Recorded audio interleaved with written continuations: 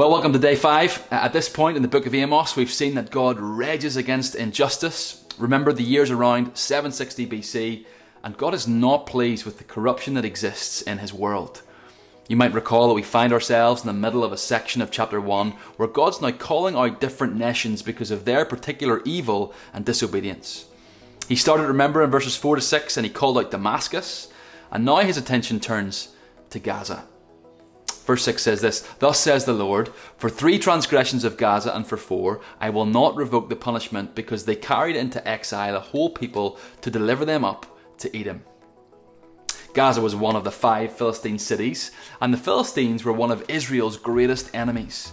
And you can probably see from just looking at verse 6 what it was they were doing that was so evil, can't you? The text says they carried into exile a whole people to deliver them up to Edom. In other words, the Philistines effectively captured a bunch of people and then sold them on as slaves to the Edomites. This is in effect human trafficking. And as we saw yesterday, God hates all injustice, especially when it's carried out against other human beings, people who are also made in God's very image and likeness. And so he is once again angry and will unleash his judgment.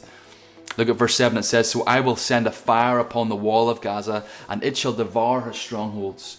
I will cut off the inhabitants from Ashdod, and him who holds the scepter from Ashkelon. I will turn my hand against Ekron, and the remnant of the Philistines shall perish, says the Lord." God says to the prophet Amos, "I'm going to destroy Gaza." And he did just that. Just as God promised, that very thing happened. God actually used the Philistines who would conquer their city.